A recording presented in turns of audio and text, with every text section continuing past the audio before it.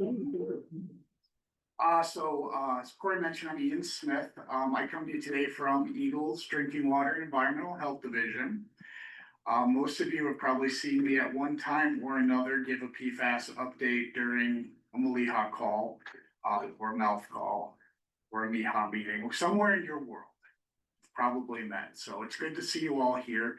I came to EGLE in 2018, directly out of I think the private contracting world for environmental consulting. I've been with EGLE since then, working almost exclusively on contaminants of emerging concern. So PFAS has been a big part of that. And one thing that we've recognized during all that time is a need for consistency and guidance to our local health partners, especially when it comes to helping you all meet your own obligations for permitting, okay, or land development. So what I'm going to go over today, we've developed over the past several months as a priority for our division. We've identified training modules for local health departments as one of the things we want to focus on this year. And one of those modules we decided we prioritize is related to this subject here. So today is going to be kind of a formal kickoff. Many of you have already dabbled in this process. You have experience working with us on this process that I'm going to describe today. So if any of this is redundant for you, I apologize, but I hope this is still something that's valuable for you all. And the goal moving forward from today, this isn't the beginning and end of the training module. This is just the kickoff. We're going to be providing an enduring resource for you for information, but also a known point of contact so that when you do need to reach out to us as your partner for this process, that resource is going to be available to you in perpetuity. So there will be a website. We have everything for that website kind of in the pipeline. It's naturally in our world, things like that take a little bit of time. So we're hoping to have that go live in the very near future, but we will have all the materials for it done this week. And I'll let you know when that goes live and also where to find it. All right. So today, I want to talk about water supply permitting and or land development in regions of PFAS concern. And because we're providing these slides as an enduring resource, I'm going to be doing a little bit of reading off of the slide. So I'll apologize in advance. I typically try to avoid that, but we want the slides to kind of stand on their own as a source of information. So thank you for bearing with me there. Any questions before I jump in? Okay. All right. So local health departments, as the authority for water supply permitting and land division or condominium act reviews, utilize EGLE as a source for technical guidance. I think we can all agree that that is true. Looking back through time, what has that looked like? It hasn't always been consistent. The intent is always there. There are good resources out there, but sometimes you might reach out to somebody you're familiar with, maybe an EGLE remediation redevelopment division, maybe an EGLE drinking water environmental health division. You touch base, you get some thoughts, you move forward. We'll get emails that basically say we're looking at approving or reviewing a permit at this address. Do you have anything additional we should be considering? Okay, what we want to do is to make sure that even though everybody in EGLE has their own knowledge base, often nearly complete, we want to make sure the right people are getting eyes on those questions so that there's kind of a right of refusal. Okay, so if maybe you reach out to somebody in EGLE RRD, you get an answer. We want to also make sure that our well construction folks get a chance to look at that.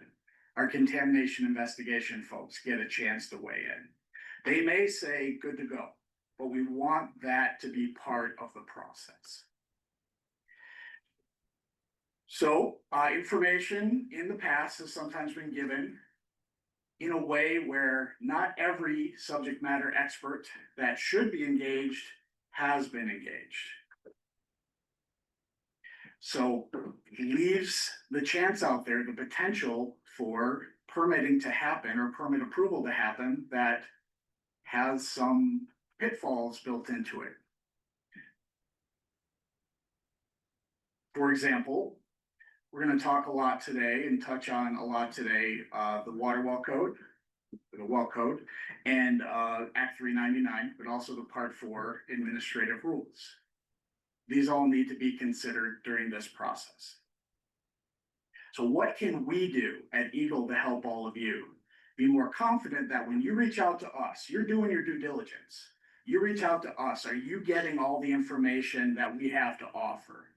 Or is there kind of a gap in that information through nobody's ill intent, just through the reality?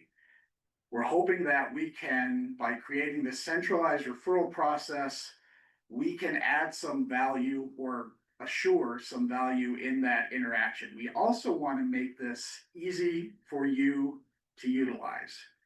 We know your jobs are already busy, stressful, you got lots going on. We want to make sure this is easy to find and easy to use. We don't want to make work for you. So these are our goals. Ultimately, what we'd like to do through this process is promote better public health outcomes. So I'm going to be talking a lot today about what we kind of affectionately call the process. And this is a simplified version of what that process looks like, starting on your left with a request coming to you all, moving all the way through to your right with a comprehensive review and a formal set of technical guidance for you to consider and utilize in your decision to move forward and approve a permit or deny a permit. So today I've broken these slides up into 3 different sections. We're going to talk about why is this important? We've touched on some of those themes already in the intro. How is this done currently? And I will give the big old caveat that this is an evolving process over time. We're hoping an improving process over time. But at this point, we've got about 20 of these on the docket that we've gone through. Scott Kinzerski, who you all know, has taken the lead on this process. He's very thorough and very thoughtful. He comes from your world in his past. He spent some time in this peer group, and he's developed a process I think is pretty good, but we'll continue to tweak that as we move forward to make sure it continues to meet the needs. And then I'll finish up by talking about what would the outcomes look like? What can you expect from EGLE at the end of one of these referrals and reviews? The other thing that I'm going to weave throughout these 3 parts is a case study. So I'll touch on it kind of at the end of section 1, the end of section 2, and the end of section 3, by the end of which I'm hoping you'll have a good idea of what one of these real world situations looks like if you haven't experienced one yet. And I will add, the website I mentioned earlier, our plan is to share multiple case studies for you to refer to when you use this process to give you some sense of the nuance in each case, the differences in each case. The case study I'm going to give you today is a pretty cut and dry one, pretty serious one. Sometimes it's a little more subtle. Sometimes,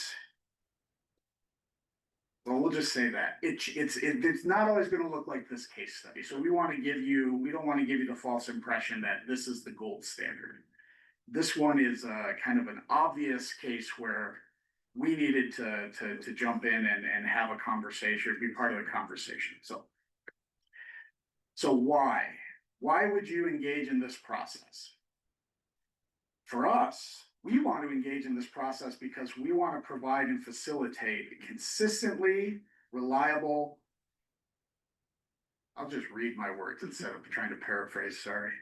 Facilitate consistent reliability and quality of technical guidance to our local public health partners. Okay, we want to help you in support of your minimum program requirements and your obligations around the permitting process. We want to be able to provide up-to-date, relevant technical guidance. And when you think about something like PFAS, it's a good example of a case where that guidance is going to need to be up to date, because we are still in real time getting a better understanding of what PFAS fate and transport looks like, how it impacts groundwater, how do we deal with it, what is the most up-to-date technical guidance. We want to put that kind of in your hands as you move forward and make your decision. And ultimately, we want to be confident that the guidance that EGLE is providing is consistent with that standard, up to date, but also quality across the board on a case-by-case basis. And then I want to touch on the theme again that our goal is to help all of us promote better public health outcomes. Why would you be interested? Well, I don't pretend to know your minds, but this is what I propose to you all, okay? It benefits you to be confident that you'll be receiving consistently reliable and quality technical guidance from your partner in EGLE. We want to be able to assure that that technical guidance supports your minimum program requirements, enhancing policies, and permitting obligations and practices. We want you to be confident that you'll be able to obtain up-to-date relevant technical guidance around the ever-emerging world of PFAS and its impact on drinking water. And we want you to be confident that what you're getting from EGLE is consistent and as comprehensive as possible. And again, we know your goal is to promote better public health outcomes. So we want to meet you there and help you do so. The other thing that I will mention that we consider in this process is whether Part 4 administrative rules apply.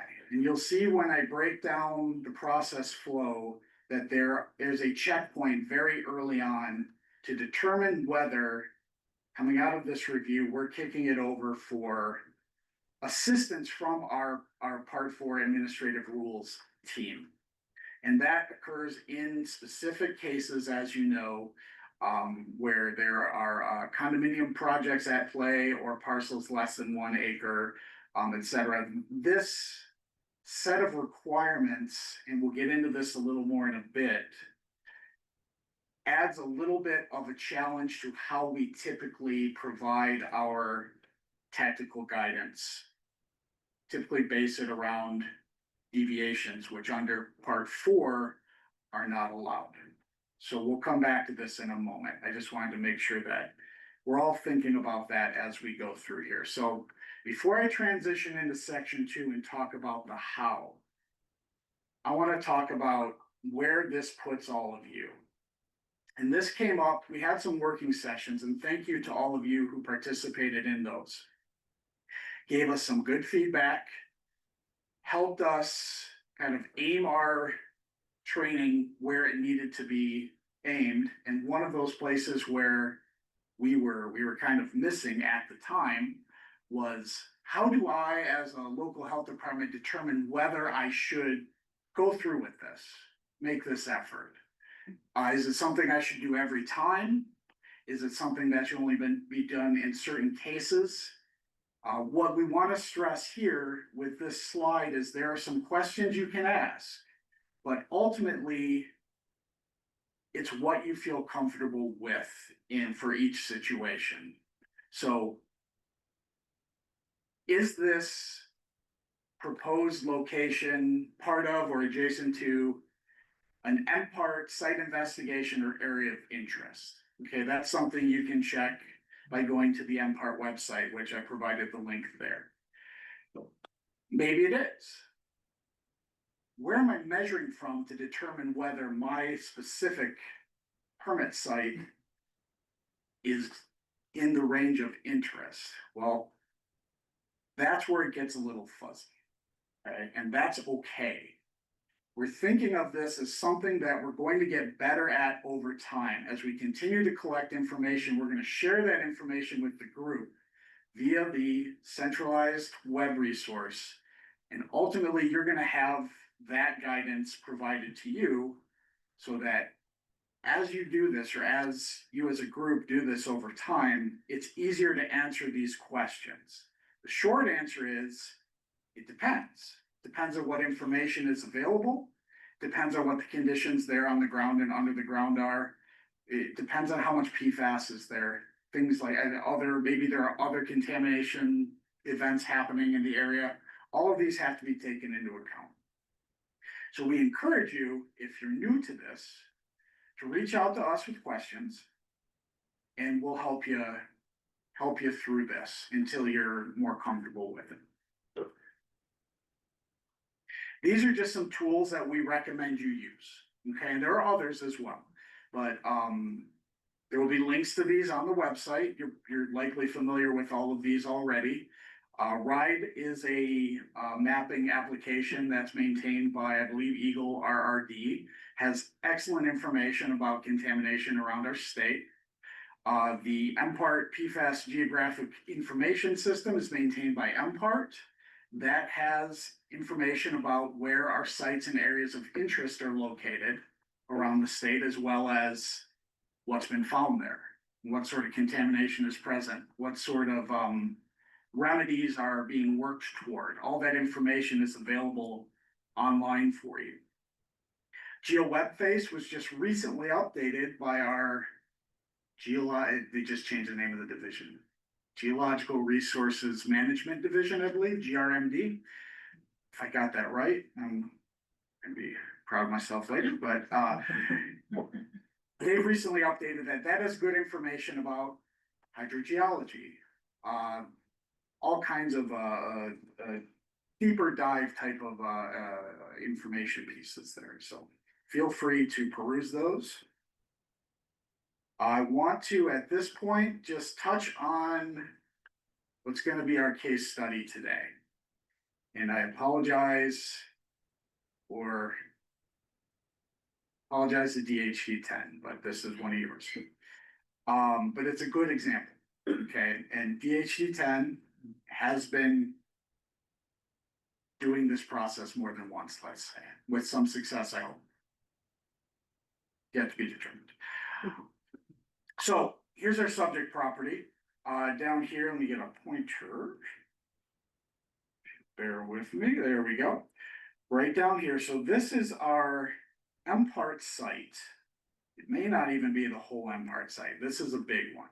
But in the region where we are looking at, in this case, permitting a well on the subject property, it is down in this region down here. So you have potentially wells with detects not not above the Part 201 level, but detects nonetheless. We have some non-detects here. We have detections above our Part 201 drinking water criteria. So in this case, DHT10 came to us. Well, first they received an application for a water well. They were able to utilize one of those online resources to review available information for that MPART site, the Grayling Army Airfield. They ended up providing to us a permit application, in this case for a residential well. In this case, also, this was a residential well where the residence was out of water. That's going to be important when we get into the details of our process.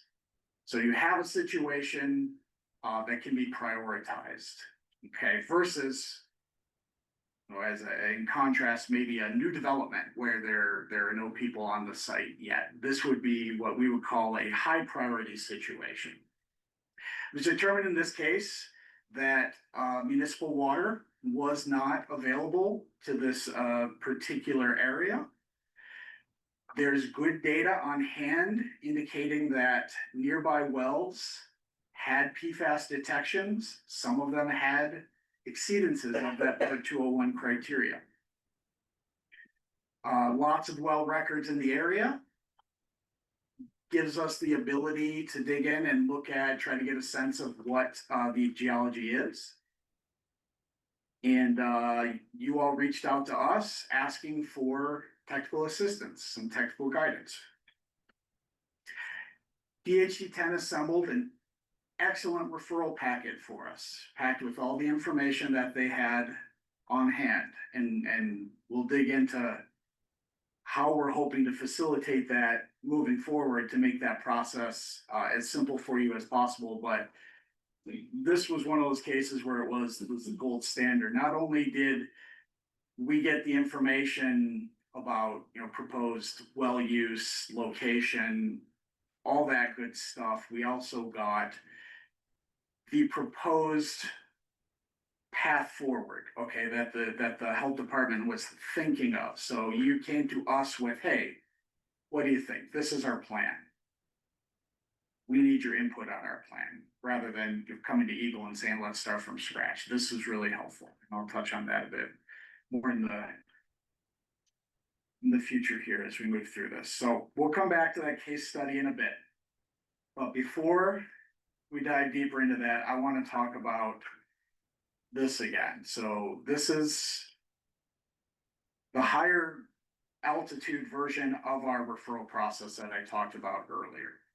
These different components correspond to much more granular things that are going to be done behind the scenes, and we're going to dive into that in a second.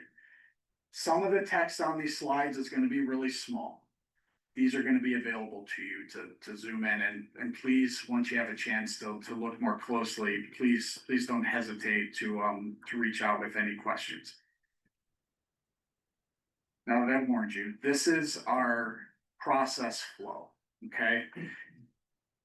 The broad strokes of it, this area up here you can think of as pre-referral. The referral form here is our kind of our point of action where that referral comes to EGLE. Prioritization is done here. Discussion group is formed, and deliberation is done with that group in this large region here, kind of in the lower center, indicated by this little circle of arrows. We're going to have everybody in the room and ultimately come out of this process down here in the lower right with documented findings and technical guidance from EGLE to the local health department. The other item on here, and we're going to go through all this bit by bit. The other item on this flow chart over here is a list of what we refer to as ancillary group members. When a referral comes through, we form kind of a standard group, identify a group leader, and then we bring in people from, who wouldn't normally always be a part of this discussion. We bring them in special cases to make sure the right people are in the room. So, starting in that upper left corner, pre-referral, this is the part where we ask you all to kind of come to us with the information in hand so that we can hit the ground running and move through this process quickly. We're looking for information like, what type of well is this? What sort of usage is provided? What's the expected capacity? Is this a licensed facility? Do you know of any sources of PFAS or other contamination in the area? Are you, as the local health department, thinking of proposing any formal deviations at this point? What's your kind of proposed path forward? And that all happens up here, as I mentioned, in the upper right. And the goal is to move into this stage, which is the referral form, with information in hand so that you can complete all sections of this. We've embedded the instructions right there on page 3 to walk you through each section. But as you can see, this is the type of information you'd probably expect us to need. Is there an MPART site nearby? What is all of your information? What are the details about the well? what is the situation on the ground? Are they out of water? What's the urgency? What are some details about the nature of the contamination that you could provide? We also asked some questions in there about local community water supplies that may be near enough to be seen as a short, interim, or long-term solution. And that is located right there on the chart. We use the information in those forms, or in that form, to first prioritize the request. Okay, if this is an out of water situation, we are going to run it through at speed. Okay, we're going to get it done. To date, we've been able to get those done in about a week, if not less. Because the volume has been low to this point, we've actually had that turnaround time as our standard. I can tell you though, as the volume increases, we're going to have to prioritize to get that 1 week turnaround. Okay, we're not gonna be able to do that in every case. In cases where there's not an out of water situation, but there are people there, we would consider that kind of a standard priority, and we would move it forward as quickly as we can if there are no out of water situations taking precedent. If we receive a request for a new development, ground hasn't been broken yet, they want to construct, do a water well installation for a new water supply, well, that's going to move to the bottom of the stack. And again, we'll move it through as quickly as we can, but if there are high and normal priority situations in there, those are going to obviously be done first. And the goal is, if we have a situation where priority is deemed to be less so, we will communicate with you what the expected timeline is. And in cases where that timeline is going to stretch out, we will provide recommendations that you can provide back to the developer about steps they can take on their own to shorten this process. Whether that be hire a consultant, do a hydrogeo investigation, things like that. The next part of the how, we get into forming the work group. And I'm going to focus first on the top two bullets, then I'll go to the bottom two bullets. Top two bullets are kind of the standard pre-discussion process. And based on, let me back up. The first thing we'll do, as we get into this area, is determine whether the Part 4 administrative rules apply. If they do, every one of these groups will involve a representative from that program, from the get-go through the end, to make sure that those requirements are being met, and any follow-up deliberation and review happens before things hit the ground running. The four groups from left to right there are based on the proposed well type / well usage. And there are some common threads across them all, but some of them might involve additional staff, like folks from our non-community public water supply program may get involved in some cases, but in other cases, it may be folks from our source water unit exclusively. It really depends on the type of water supply that's being proposed. Once that core group is formed, the group will coordinate, pick a group leader. That group leader is going to reach out to you to let you know that we're moving forward. We'd like to meet and deliberate. And that is the third bullet point there. The fourth bullet point is we're going to determine whether we need any of those folks from the far left there. We may loop in our partners at NDHHS. We may loop in, if necessary, local government or planning entities at the ground level. We may loop in folks from the EGLE district who may have specialized knowledge about the site. Loop those people in, and we have that usually one meeting. I expect it will not always be one meeting, but the idea is to get together, make sure that all the facts are on the table before EGLE provides the outcome, which is that last box there. And I know I have that listed as the last bullet item on how. but I'm actually going to push that forward into the what here at the end. But before I do that, I want to circle back to our case study just briefly, the formation of the group, and prior to that, how EGLE received the information and prioritized it. So in this case, I mentioned that this was out of water status. We did move that to high priority. EGLE reviewed the materials provided by DHD10. We assembled a review team that had a team lead. In that case, it was Scott Kinzerski from my unit, the Emerging Contaminants Unit.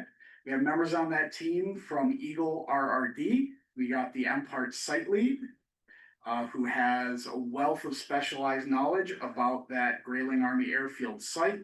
We also had folks from our division, Drinking Water Environmental Health, representing the well construction program, contaminant investigation program, and we have almost always on these teams one of our state of Michigan hydrogeologists. All of those folks came out of our source water unit in this case. Review team met and established a date for further discussion. Discussion toward what?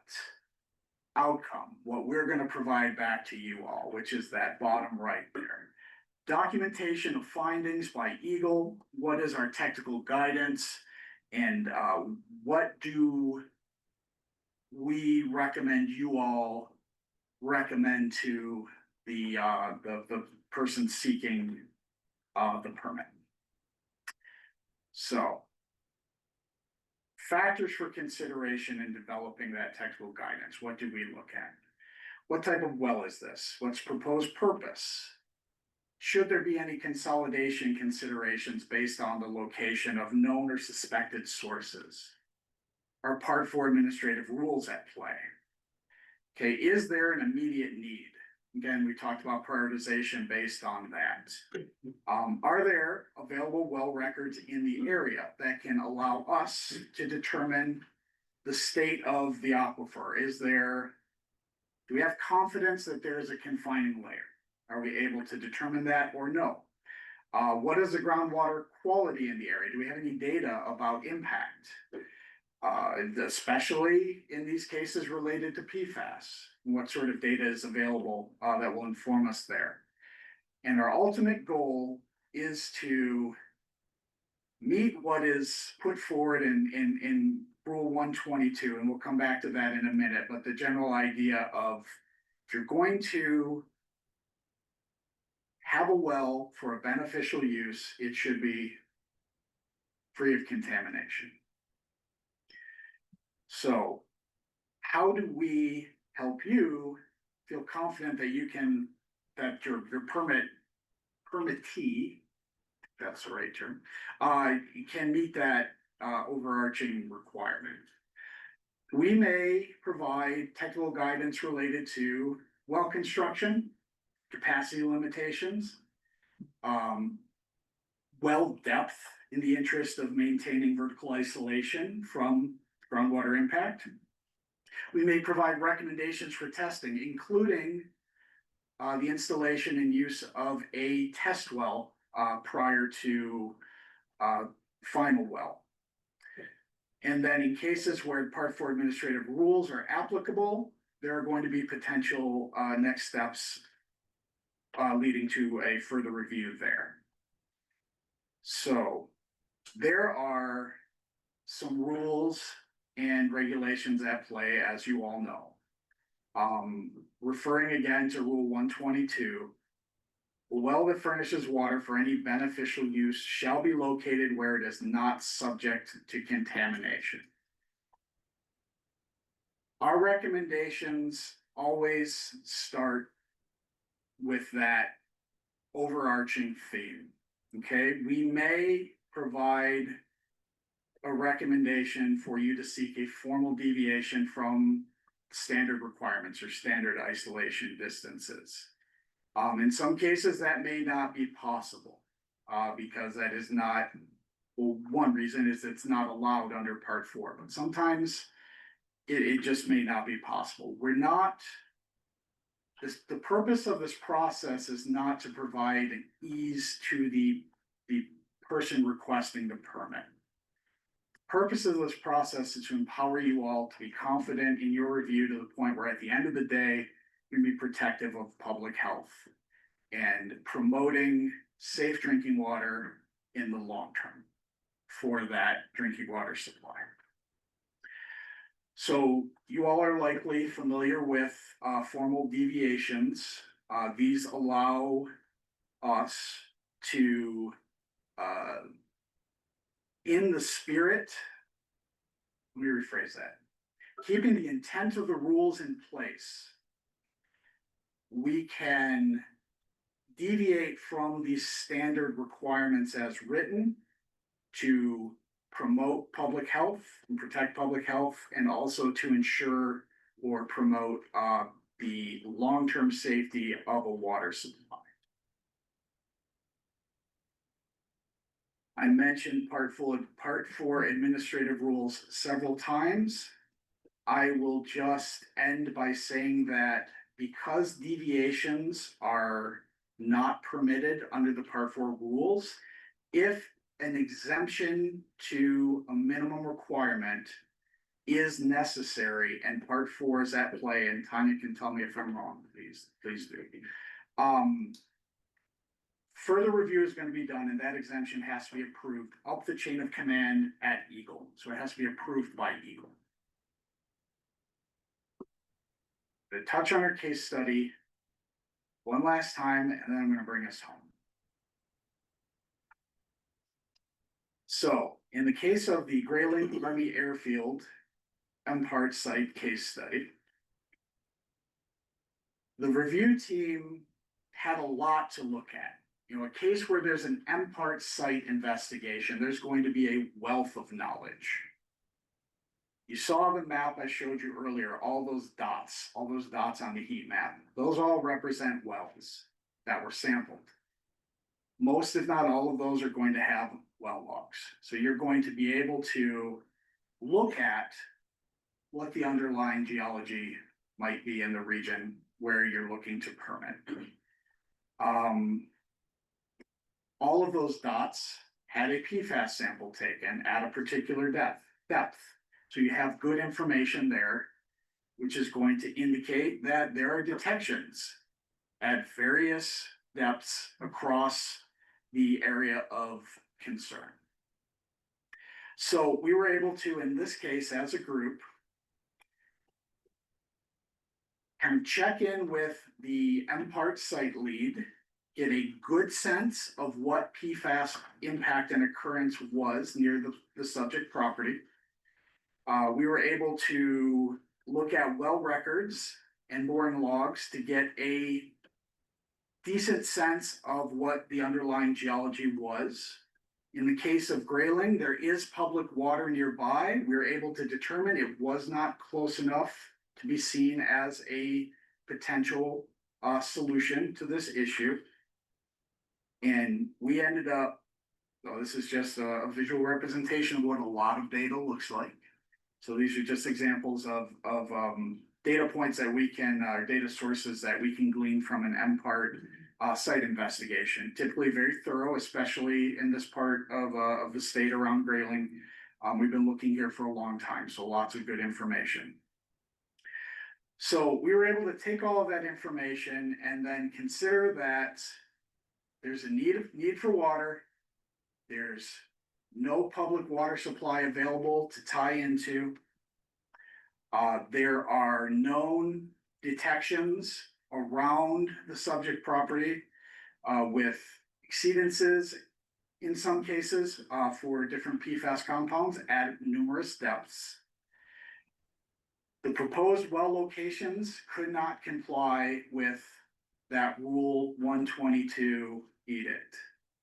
So we needed to go, in this case, and provide technical guidance with deviation. Okay, so in this case, the technical guidance that was provided was to utilize mud rotary drilling to prevent cross-contamination, to complete the well at a minimum depth of 150 feet, to require PFAS testing prior to the approval of the well, to require that that PFAS testing be done at a certified drinking water laboratory using a certified drinking water method, and that that PFAS data, once received, is shared with our partners at MDHHS for their review and recommendations. We also provided guidance that the local health department recommend 24-hour notice prior to drilling, with the opportunity for LHD staff to be on site during that drilling. So all of this was discussed in a meeting. We contacted DHD10 folks. We got them in the room with our team. We walked through what EGLE is proposing to provide for technical guidance, asked for any additional information that we were not yet considering, and ultimately provided a formal written guidance to the local health department. Before I show you that letter, I want to emphasize there is an added value to this process that is not kind of at the high level